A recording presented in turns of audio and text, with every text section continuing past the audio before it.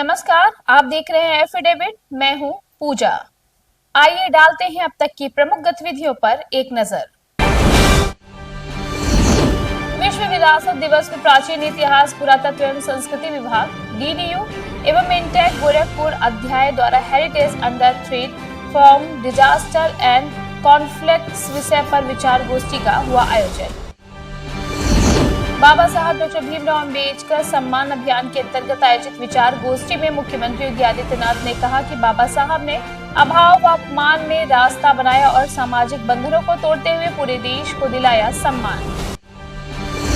केंद्र और प्रदेश सरकार उद्योगों व उद्यमियों को लगातार बढ़ावा दिए जाने का दावा करती है। वहीं गोरखपुर में एक तबका ऐसा भी है जो अपने पुश्तैनी उद्योग धंधों को लेकर पूरी तरह से है परेशान। गोरखपुर प्रवास के दूसरे दिन मुख्यमंत्री योगी आदित्यनाथ ने आज मानबेला में 1498 करोड़ रुपए की विभिन्न विकास परियोजनाओं का किया लोकार्पण व शिलान्यास। और अब गतिविधियां विस्तार से। विश्व विरासत दिवस पर प्राचीन इतिहास, पुरातत्व एवं संस्कृति विभाग डीडीयू एवं इंटेक गोरखपुर अध्याय द्वारा heritage under threat from disasters and conflicts विषय पर विचार गोष्ठी का आयोजन विभाग के सभागार में हुआ। कार्यक्रम में intake convener Mahavir Kandoi, professor Rajwant Rao व विभाग अध्यक्ष प्रज्ञा चतुर्वेदी, को कन्वेनर डॉक्टर मुमताज खान सहित अन्य वक्ताओं ने विरासत के विभिन्न आयामों और प्रारूपों पर चर्चा करते हुए कहा कि अब इसे कैसे संरक्षित किया जाए और इसके प्रति लोगों को किस तरह जोड़कर इसके प्रति और अधिक जवाबदेह और जागरूक किया जाए। ऐसे तमाम बिंदुओं पर वक्ताओं ने अपने अपने विचार रखे। तो हम कहते हैं उस पर कुछ खतरे सुनिश्चित होते हैं, मतलब you can not change them. तो उसमें पहला खतरा होता है प्रयुक्त निर्माण सामग्री का खराब होना। समय के साथ, जलवायु परिवर्तन के साथ, जलवायु के कारण ये एक नेचुरल चीज़ है जिसको आप रोक नहीं सकते कि समय के साथ उसमें जो निर्माण सामग्री प्रयोग में लाई गई है वो धीरे धीरे करके डेट्रिएट होती जाएगी, खराब होती जाएगी। ये सुनिश्चित है, संभावित है। इंटेक के प्रति धन्यवाद भी प्रकट करती हूँ कि उनका सहयोग हम लोगों को भी मिला है। ये निरंतर प्रिजर्वेशन, जितने भी मॉन्यूमेंट्स हैं या विरासतें हैं, उनको प्रिजर्वेशन का कार्य और उसके लिए लगे हुए हैं। ये एक बहुत बड़ा कार्य है। सभी संभ्रांत हैं, बहुत ही समृद्ध हैं, लेकिन उसके बावजूद इन्हें चिंता है कि जो हमारी विरासत है वो नष्ट हो रही है, आगे आने वाली पीढ़ी उसे जान नहीं रही है और उस ओर कोई कदम उठा नहीं रही है। तो निश्चित ये चिंतनीय है और इस ओर जानना और इसे प्रिजर्व करने का कार्य हम सब युवाओं और समाज के लोगों का ही है। आप देख रहे हैं कि आपने विरासत वाटिका का एस्टेब्लिशमेंट किया है, जिसमें बहुत सारे विलुप्त प्रजाति के पौधे लगाए गए हैं। साथ ही छात्र छात्राओं के लिए 6 बेंचेस का निर्माण किया गया है और आगे हमारी जो म्यूज़ियम है उसको भी डिजिटलाइजेशन करने का कार्य आप करेंगे। तो निरंतर ही प्रयत्नशील है और इस ओर अपना साथ दे रहे हैं। अब हमारी भी ये कोशिश होनी चाहिए कि हम भी इसमें उनका सहयोग करें और आगे बढ़ें। तो हमारे पास यदि विचार हो, दृष्टि हो, तो हम एक विरासत और विकास दोनों को साथ साथ चला सकते हैं, क्योंकि केवल हवा में विकास हमें एक कहीं ले नहीं जाएगा सांस्कृतिक दृष्टि से, और केवल विरासत को संरक्षित कर देने से हमारा विकास प्रभावित होता है। तो दोनों में एक तालमेल बैठना होगा। इधर एक चीज़ मॉडर्न युग में अच्छी बात हुई है कि हम किसी भी चीज़ को डिजिटलाइज कर सकते हैं। जैसे कुंगई साहब ने बताया कि विरासत जो गैलरी बनी है तो उसमें बहुत सारी जो स्ट्रक्चरल जो मकान है, भवन है, वो 200-300 साल पुराने हैं। उन सब का उन्होंने डिजिटलाइजेशन कर दिया और भवन टूट गए, लेकिन डिजिटलाइज्ड फॉर्म में हमारे पास उन भवनों का पूरा स्वरूप है। विरासत को जानना क्यों जरूरी है? 2 कारणों से विरासत को जानना है। एक तो ये कि हमारी समझदारी विकसित होती है कि हम कैसे कैसे विभिन्न क्षेत्रों में कैसे कैसे विकसित, चाहे उनका आर्किटेक्चर के संबंध में, हम गुफाओं से कैसे फिर स्ट्रक्चर में आए, फिर कैसे हमारे मॉन्यूमेंट बने, कैसे हमारे घर बने, इंडस वैली के घरों से लेकर और मॉडर्न घरों में विकास के कितने चरण हैं, तो हम विकास के विभिन्न चरणों को हम देखें। और इतिहास और कुछ नहीं है बच्चों, इतिहास अतीत से अब तक परिवर्तन की ज्ञानवर्धक एक श्रृंखला। लेकिन मोटे अनाज हमारी दिनचर्या, हमारे जीवन के बहुत महत्वपूर्ण अंग थे, और मुझे ऐसा लगता है कि 64-65 तक तो थे ही थे। और एक बैग जो अगर पूरे विश्व में इसकी खेती-बाड़ी हो रही होगी तभी तो थे, पूरे विश्व में थे, लेकिन एकाएक क्या हुआ कि सब समाप्त हो गया और अब हम फिर से उसकी तरफ चल रहे हैं। बाबा साहब डॉक्टर भीमराव अंबेडकर सम्मान अभियान के तहत आयोजित विचार गोष्ठी में मुख्यमंत्री योगी आदित्यनाथ ने कहा कि बाबा साहब ने अभाव व अपमान में अपना रास्ता बनाया और सामाजिक बंधनों को तोड़ते हुए पूरे देश को सम्मान दिलाया। बाबा साहब के कारण ही बिना भेदभाव हर व्यक्ति को समान मताधिकार के उपयोग की स्वतंत्रता प्राप्त हुई। मुख्यमंत्री ने कहा कि बाबा साहब ने जो 65 वर्षों में किया वह लोग सैकड़ों वर्षों में नहीं कर पाए। बोधिसत्व भारत रत्न बाबा साहब डॉक्टर भीमराव अंबेडकर की जयंती के अवसर पर पूरे देश के अंदर चलने वाले कार्यक्रमों की श्रृंखला में आज हम सब बाबा गोरखनाथ की इस पावन धरा पर उपस्थित हैं। मैं सबसे पहले भारत माता के ऐसे महान सपूत को, जिन्होंने अभाव में, अपमान में अपना रास्ता बना करके सामाजिक बंधनों को तोड़ते हुए पूरे देश को सम्मान दिलाया है, ऐसे बाबा साहब भीमराव अंबेडकर की स्मृतियों को नमन करते हुए मैं विनम्र श्रद्धांजलि अर्पित करता हूं।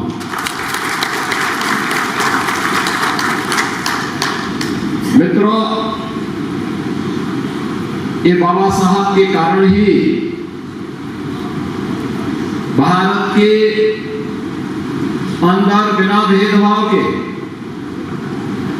हर एक व्यक्ति को समान मताधिकार के उपयोग की स्वतंत्रता प्राप्त हुई। मौसम विभाग के पूर्वानुमान के अनुसार हुई बारिश ने अन्नदाताओं की मेहनत पर पानी फेर दिया। आज सुबह हुई बारिश से गेहूं की फसलों को काफी नुकसान हुआ है। खेत में कटी फसल पूरी तरीके से जलमग्न होकर बर्बाद हो गई। गोरखपुर और पूर्वांचल के अन्य क्षेत्रों में रुक रुक कर हुई बारिश से और तेज हवाओं ने किसानों की परेशानी बढ़ा दी है। आज हुई बारिश के संबंध में एक किसान ने अपने नुकसान के बारे में बताते हुए कहा कि खड़ी फसल पर बेमौसम बरसात ने किसानों की मेहनत पर पानी फेर दिया। अचानक बारिश होने से सबसे ज्यादा तो यह कि जो गेहूं कट गया है वो भीग गया, वो दाने काले हो जाएंगे। और खड़ी फसल में बेमौसम बारिश, उस पर भी नीलगाय जैसे पशुओं का अतिक्रमण जो आप देख रहे हैं, सरकार को इस पर भी सोचना चाहिए। और किसानों का तो लगभग मौसम की मार और दूसरी बात दुर्दशा का शिकार, और सारी जो गेहूं की बाली है वो टूट के गिर जाएगी जब वो सूखेगा डांठ। तो किसान तो चौतरफा मार झेल रहा है, सरकार को इस पर ध्यान देना चाहिए। और दूसरा सबसे छुट्टा पशु जो सीधे सीधे सारे गेहूं को नष्ट कर रहे हैं और सरकार मौन बनी हुई है। गोरखपुर प्रवास के दूसरे दिन मुख्यमंत्री योगी आदित्यनाथ ने आज मानबेला में 1498 करोड़ रुपए की विभिन्न विकास परियोजनाओं का लोकार्पण व शिलान्यास किया। शिलान्यास अशेष धन्यवाद महोदय, आप सभी सहायता करें। मुख्यमंत्री ने कार्यक्रम के दौरान विभिन्न सरकारी योजनाओं के लाभान्वितों को चेक, लैपटॉप और किट आदि का वितरण किया।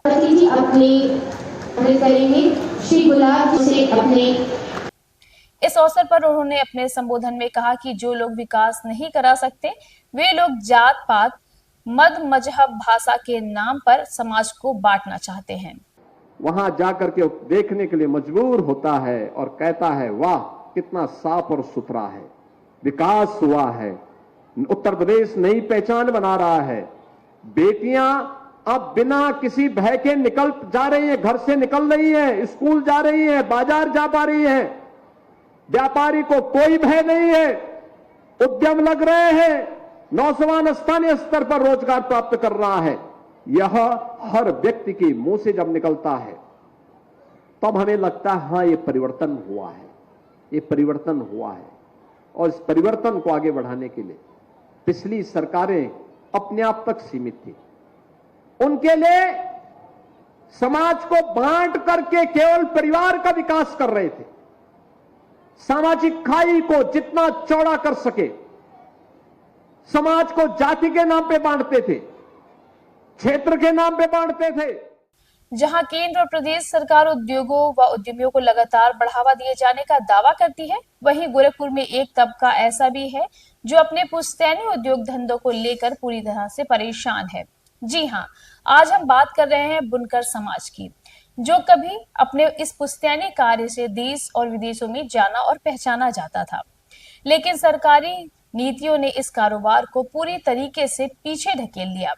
कभी गोरखपुर जिले में 8000 से अधिक पावर लूम स्थापित थे, जिससे हजारों परिवार अपना जीविकोपार्जन करता था, लेकिन मौजूदा समय में महज 1000 के आसपास ही पावर लूम रह गए हैं, जो अंतिम दौर की सांसें ले रहे हैं। बुनकर वेलफेयर सोसाइटी इसको लेकर काफी चिंतित है कि मौजूदा सरकार और संबंधित अधिकारी इस दिशा में फिलहाल अत्यंत संवेदन शून्य है।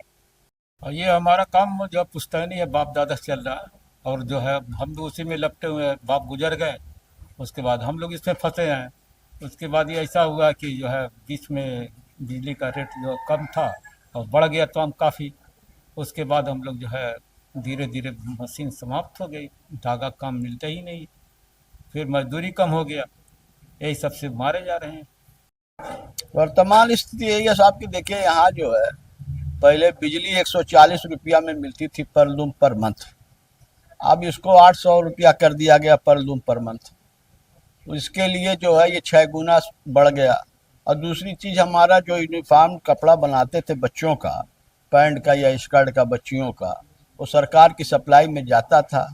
अब वो सरकार ने 2-3 बरस से उसको लेना जो है बंद कर दिया। डायरेक्ट डीबीटी के माध्यम से उसको पैसा डायरेक्ट खाते में अभिभावक के चला जा रहा है। एक तो बिक्री नहीं है, दूसरे इस पर कास्टिंग बढ़ गई, तो इस वजह से सारे लूम खड़े हो गए। जब ये जो है पूरे फुल फ्लेश में चलता था यहाँ लूम, तो लगभग 7 से 8 हज़ार पावर लूम यहाँ चलते थे।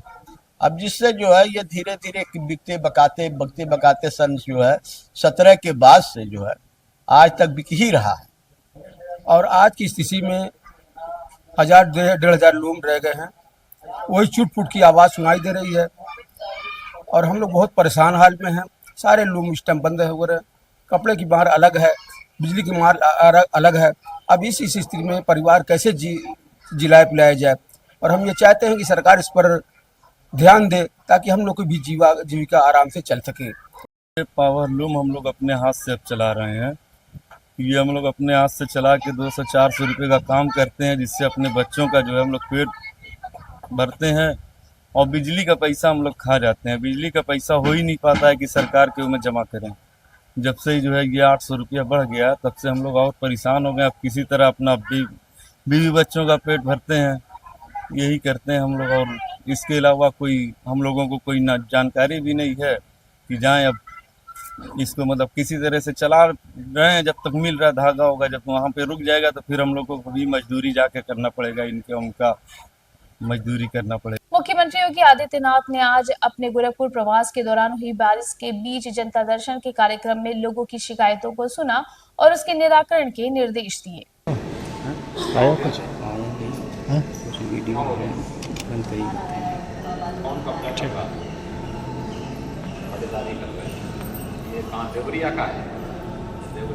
कार्रवाई करो, अब कार्रवाई करो, ठीक है ना?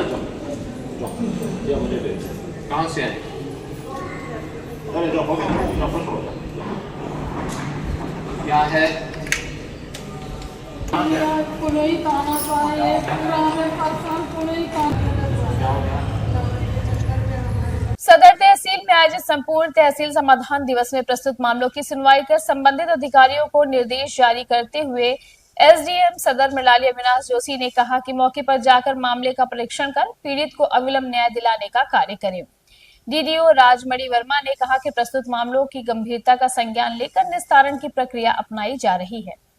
आज तहसील में समाधान दिवस का आयोजन जो किया जा रहा है, इसमें अधिकतर शिकायतें जो है राजस्व के या पुलिस विभाग से संबंधित हैं, जिसके लिए जो है संबंधित अधिकारियों को ये शिकायतों के निस्तारण हेतु निर्देशित भी किया गया है और साथ ही ये भी किया गया है कि समयबद्ध और गुणवत्तापूर्ण निस्तारण की कार्रवाई की जाए, जिससे कि जनता को जो है शिकायतों के निस्तारण में सहूलियतें मिलें।